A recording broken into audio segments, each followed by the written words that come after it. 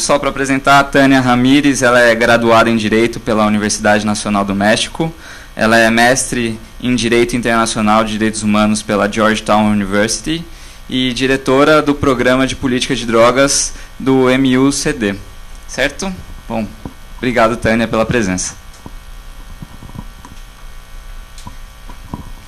Gracias de nuevo por la invitación al Instituto Pro Bono y de nuevo una disculpa por, voy a hablar en español, no sé portugués, pero voy a tratar de hacerlo lo más claro.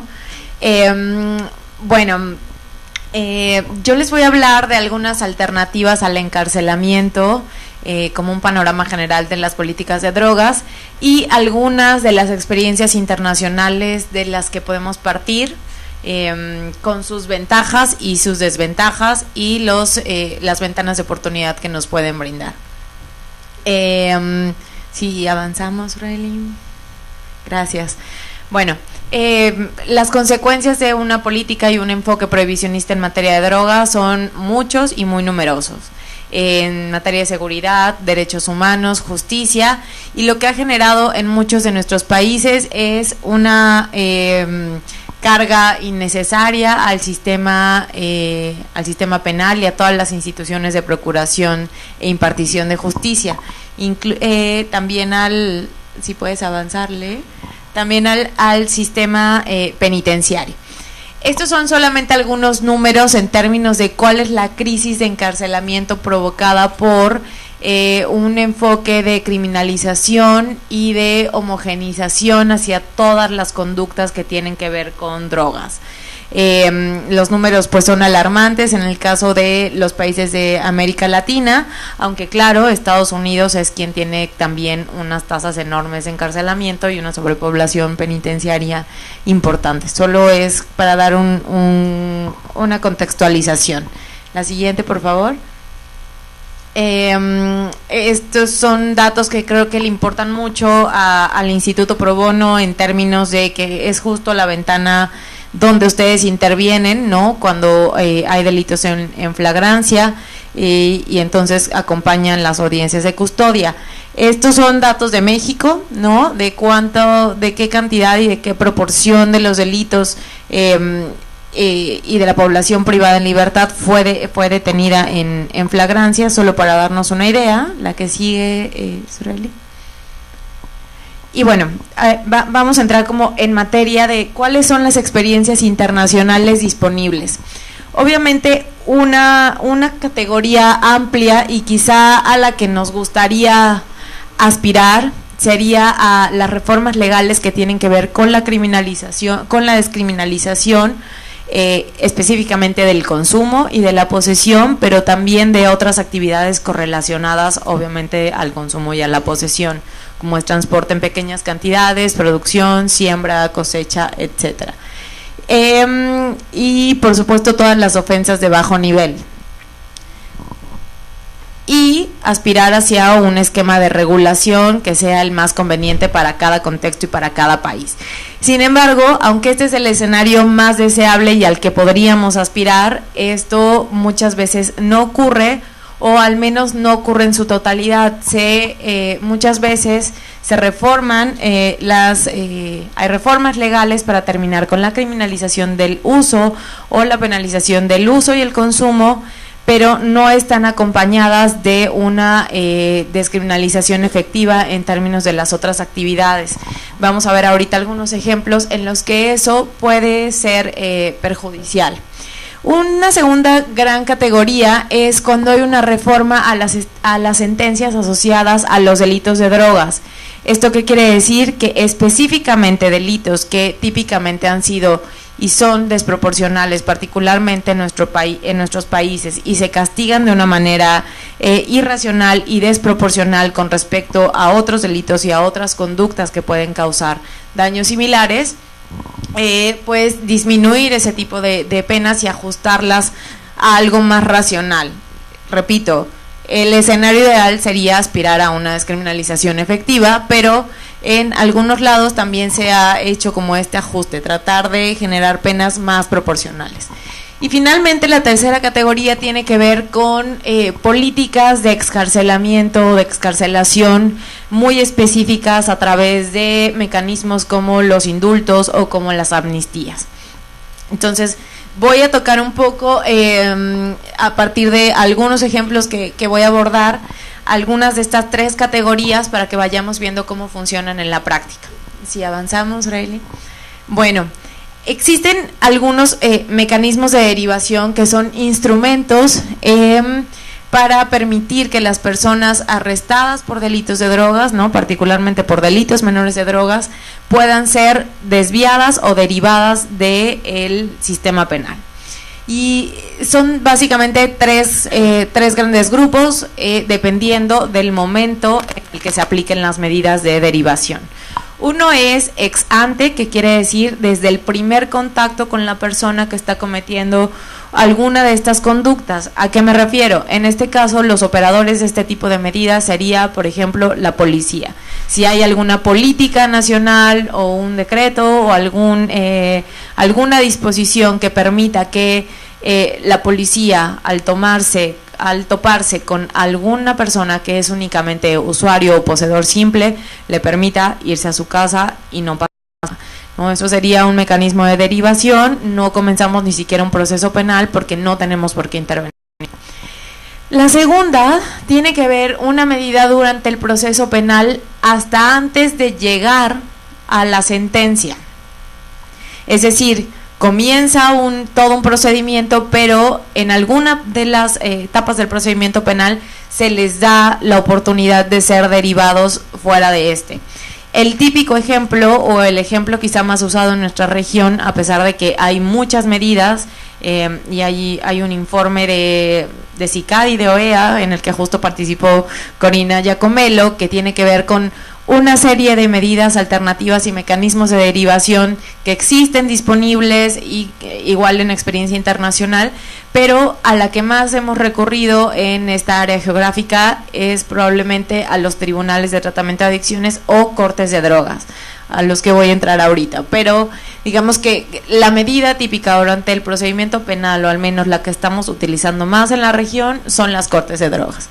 Y finalmente las medidas que ya tienen que ver con la etapa de la sentencia o post sentencia, que son a las que me refería al principio, las que tienen que ver con excarcelamiento, indultos, etcétera.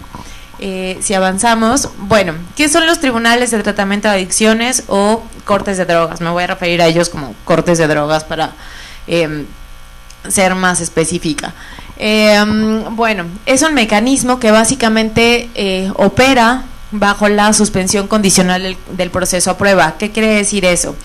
Que una persona es arrestada por algún delito menor, normalmente la característica de este delito es que su sentencia tiene que ser menor a una media aritmética de 5 años, ¿no? Es decir, delitos menores, en su mayoría no violentos, esto depende del país, pero en su mayoría es para delitos no menores. Al comenzar el procedimiento hay una primera audiencia, ¿no? En México se llama audiencia de vinculación al proceso, y ahí existe la posibilidad de que, ya sea a petición del Ministerio Público o a petición de la persona que está en proceso, y si no hay oposición de la víctima, si es que la hay, se pueda acceder a esta opción, que es entrar a un tratamiento voluntario para tratar su uso problemático de drogas, a cambio de no seguir con el procedimiento. Si cumple adecuadamente con las condiciones del tratamiento, que puede durar en algunos casos y en algunos países de la región hasta 18 meses, pues su procedimiento se desecha y hasta ahí termina todo. En apariencia, bueno, pues nos podría sonar como una opción viable, pero este modelo tiene muchos problemas. Uno de ellos es que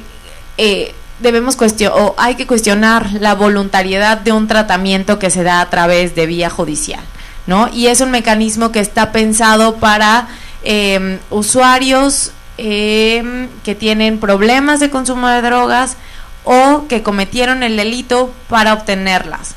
Entonces, de entrada ya hay una visión criminalizante en la cual se asocia delito, ¿no?, con consumo de drogas. Estos mecanismos lo que están haciendo es crear a su vez selectividad, ¿no?, para elegir casos en los que no necesariamente los consumidores tienen un uso problemático de drogas y entonces tienen más probabilidades de terminar bien el tratamiento y los tribunales demostrar que están teniendo buenos resultados, y a su vez están dando incentivos a las policías para que persigan a los usuarios, a los consumidores, y se repite como este patrón de selectividad y recriminalización de los usuarios y poseedores de drogas. ¿Qué está pasando con este modelo y por qué está teniendo tanto alcance en la región? Es un modelo que surgió en los años 80 en la crisis de la heroína y de crack en Estados Unidos. Comenzaron en Miami y a la fecha hay una cantidad enorme de cortes de drogas a lo largo de Estados Unidos. Se trata, sin embargo, de un sistema muy distinto al nuestro y con características muy distintas en términos de tradición jurídica. Sin embargo, la CICAD, desde la OEA, ha apoyado la expansión de este tipo de mecanismos porque pues creen que es quizá la mejor opción viable para terminar o para que sea un mecanismo de derivación y despresurizar el sistema penitenciario de nuestros países.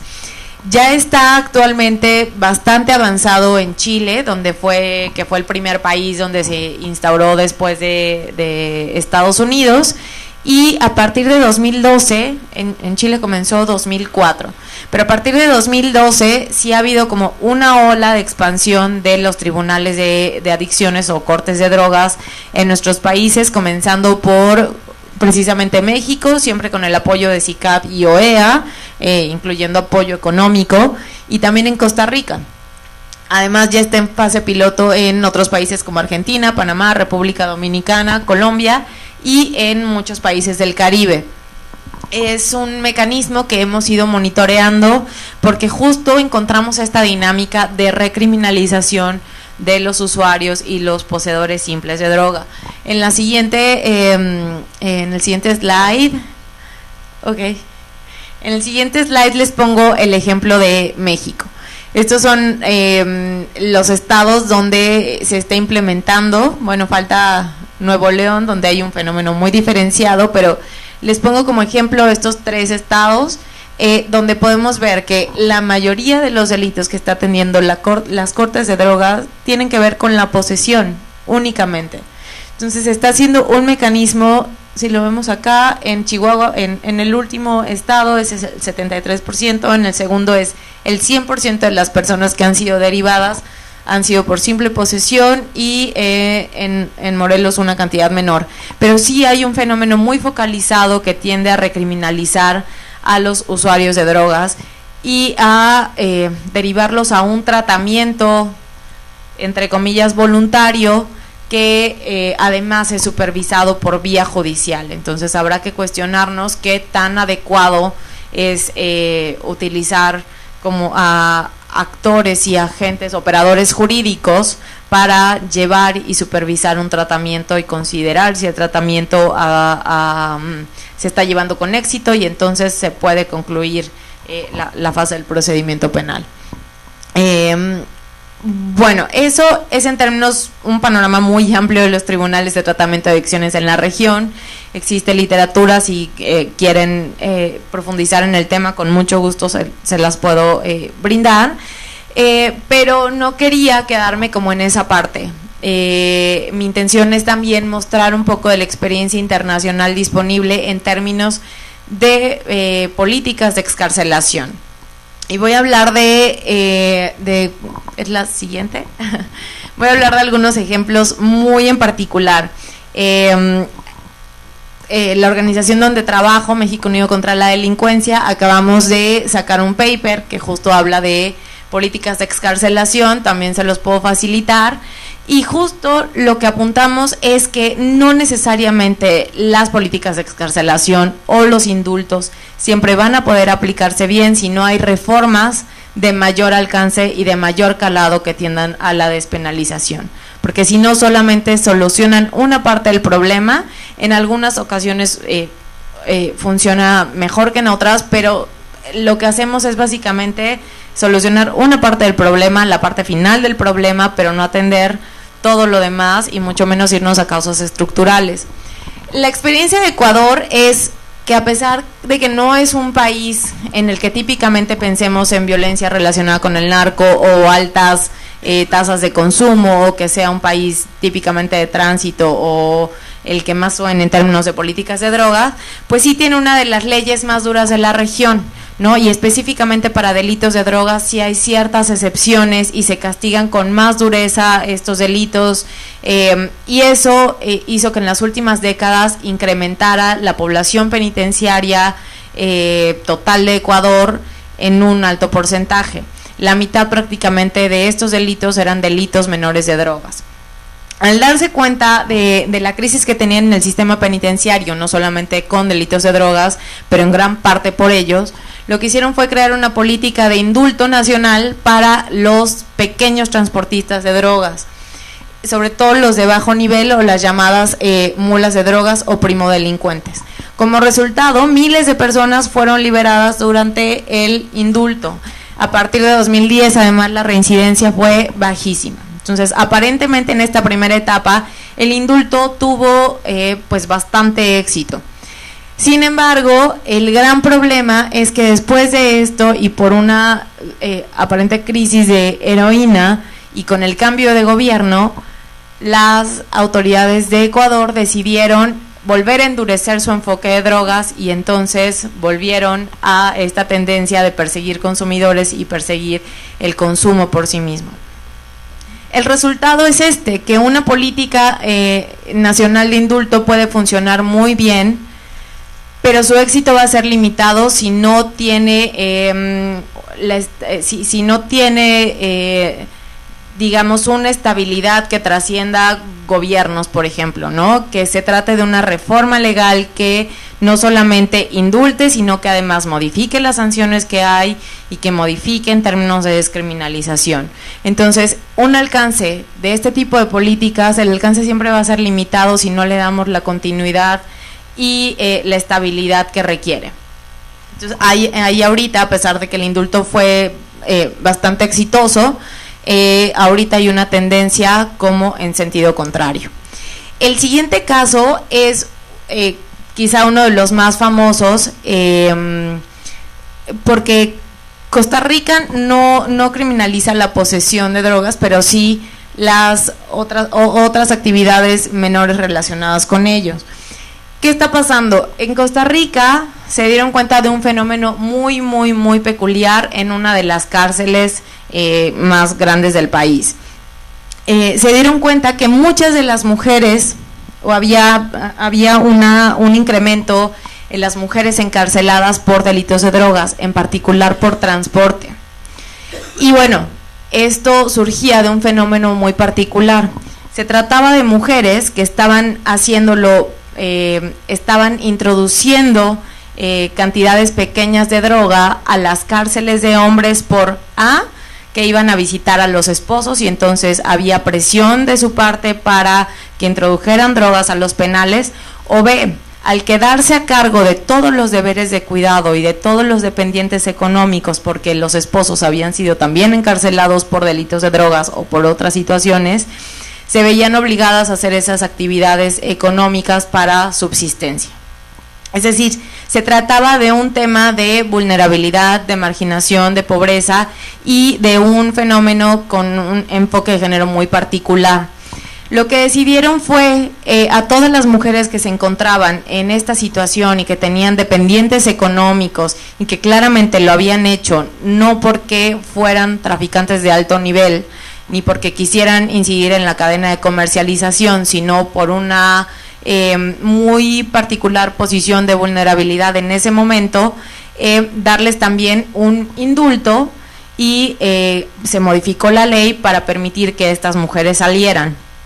No solo eso, sino que se dieron cuenta que cuando las mujeres salían de la cárcel no tenían acompañamiento ni tenían una red de apoyo, por lo que diseñaron también una red institucional para darle seguimiento a esas mujeres liberadas. La red institucional actualmente ha atendido a prácticamente todas las mujeres que fueron excarceladas y da acompañamiento en términos de encontrar trabajo, actividades productivas, etcétera. Entonces, este es un caso que resolvió un problema no nacional, un problema muy focalizado, pero que lo hizo con un nivel de éxito bastante aceptable. Voy a ir ahora al último ejemplo, porque creo que ya se me está acabando el tiempo, que es la siguiente, por favor, que es México. México es en estos momentos el típico caso donde un indulto ya fue aprobado en ley, ¿no? Pero no se ha aplicado por falta de voluntad política. ¿Y esto qué quiere decir? Hace un par de años se propusieron reformas legislativas para otorgar indulto a todas las personas que estaban en la cárcel por posesión simple de drogas, sin que hubiera algún otro delito concurrente y sin que hubiera víctimas y sin que hubiera ningún otro delito. Finalmente la reforma fue incorporada en la Ley Nacional de Ejecución Penal, entonces desde hace prácticamente 2 años ya existe esa disposición que otorga el beneficio de la preliberación a las personas sentenciadas por el delito de posesión, para que a petición del Ministerio Público puedan salir, puedan ser liberadas. El beneficio prácticamente no se ha aplicado, ¿no? No ha habido la voluntad política porque no tenemos censos que nos digan con precisión quiénes son las personas que están ahí ya sentenciadas por ese delito, y no hay voluntad política para que lo hagan las autoridades locales ni el Ministerio Público. Es decir, es una reforma que está en papel, que se alcanzó, es un logro que ya está en la ley, pero que no ha beneficiado a personas porque no ha habido la voluntad y los operadores jurídicos tampoco lo han impulsado. Entonces, no siempre las reformas que se materializan en ley van a tener un alcance exitoso, ¿no? Estamos aún en esa etapa, no hemos pasado la etapa de implementación, entonces estos ejemplos son muy distintos entre sí, ¿no? Son reformas y son políticas de indulto que han funcionado de distinta manera, ¿no? Como en el caso de Costa Rica, de manera muy focalizada pero exitosa. En el caso de Ecuador, bien, pero con una regresión porque no se le dio continuidad a esa política y ha habido una vuelta a un enfoque de criminalización. Y en México, pues sí, una buena reforma, una buena ley en el papel, pero sin implementación. Entonces, pues esto nos puede ayudar a plantearnos cuáles son las salidas para cada caso y a darles la continuidad que merecen. Por mi parte sería todo porque ya se me acabó el tiempo, pero muchas gracias.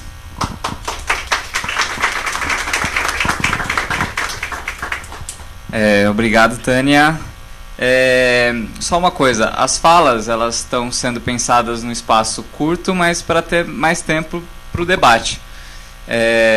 Eu acabo tendo algum privilégio enquanto mediador, porque eu posso fazer alguns comentários nesse meio tempo. E que bom que a Tânia comentou sobre indulto, que é o meu tema de mestrado. E no Brasil, a nossa Constituição, ela veda algumas hipóteses para concessão de indulto, na verdade de graça e anistia, que são hipóteses de perdão, né? E no caso, tráfico de drogas, por ser um crime equiparado a um crime hediondo, então em tese estaria proibido a receber esse perdão do presidente da República. Claro, a Constituição não determina que crimes de tráfico de drogas não podem receber indulto. A Constituição impede anistia ou graça, mas esse é um debate que os governos não quiseram travar. Mas quando ocorreu quando o tráfico privilegiado, que era um tipo de tráfico cometido com poucas quantidades de drogas, pessoas que nunca tiveram passagens pela polícia e tudo mais, o STF ele reconheceu que esse tipo de tráfico não é hediondo. Então isso permitiu uma desarticulação da forma como o judiciário encarava o tráfico, né? Então a gente conseguiu muitas vezes solturas na audiência de custódia, porque o juiz olhava aquela situação e falava, pô, muito provavelmente a pessoa não vai ser condenada com uma pena alta no futuro, então eu não preciso deixá-la presa aguardando a resposta da justiça. E o mesmo com relação ao indulto. Então, se essa mudança de interpretação ataca logo no começo, também ataca no final, como você colocou na sua apresentação. Há algumas semanas atrás, o governo Temer editou um decreto de indulto voltado só para as mulheres, e lá foi uma das primeiras vezes que o governo colocou claramente uma hipótese de indulto para prática de tráfico, né? Mas foi por conta dessa reinterpretação do nosso sistema, do STF, com relação à hediondez. Então, dá para ver que a consideração do tráfico enquanto um crime hediondo é um gargalo muito grande, um nó muito grande no nosso sistema de justiça, que impede que algumas políticas, algumas interpretações até progressistas consigam ter repercussão. Então a gente vê o maior recrudescimento de penas, de práticas, quando se trata de crime hediondo, do que com relação a outras até possibilidades criativas